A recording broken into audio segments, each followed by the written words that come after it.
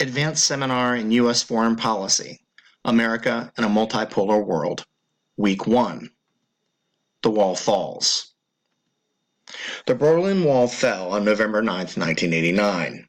It signaled the beginning of the end of communism and a foreshadowing of the collapse of the Soviet Union.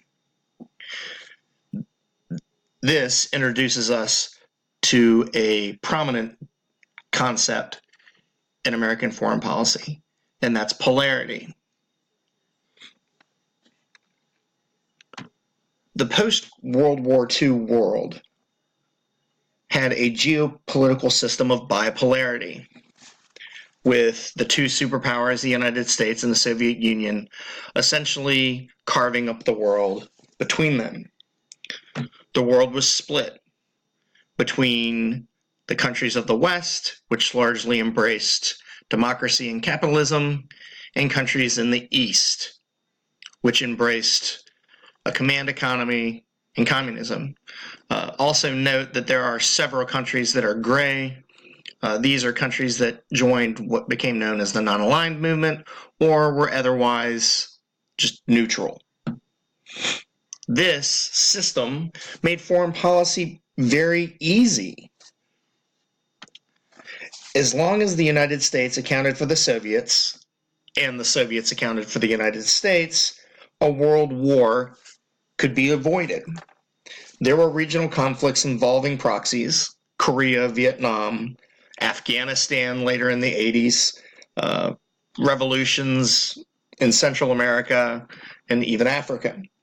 But a truly world war, and especially a nuclear war, was avoided. This formed what many historians and analysts refer to as the Long Peace, which John Lewis Gaddis, a very acclaimed foreign policy historian, entitled one of his books. Now, this system, this long peace, was facilitated by the policies, actions, and decisions by the presidents from Truman to Reagan. This bipolarity, again, kept things very safe.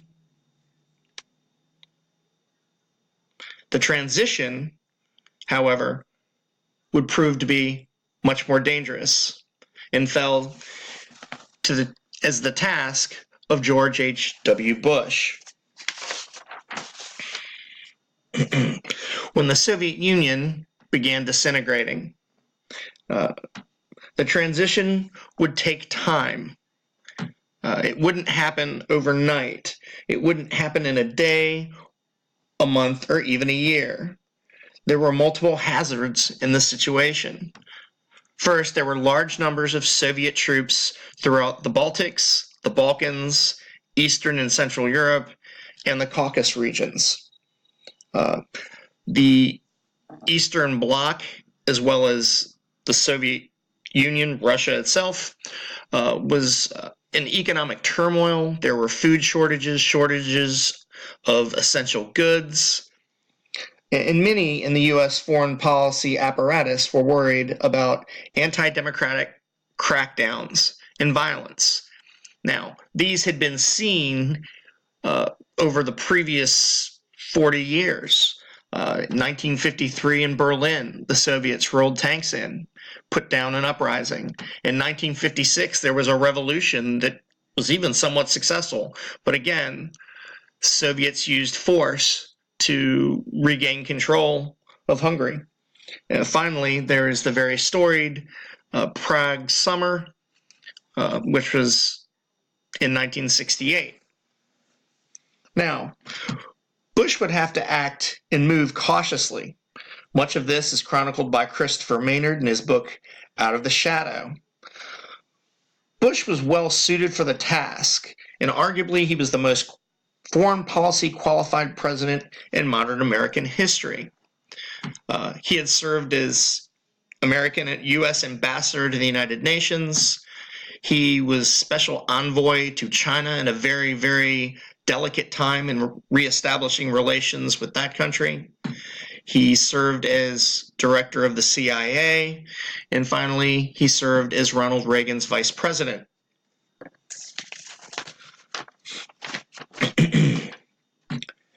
He would manage the Soviet collapse and try to formulate a U.S. foreign policy in this new unipolar world.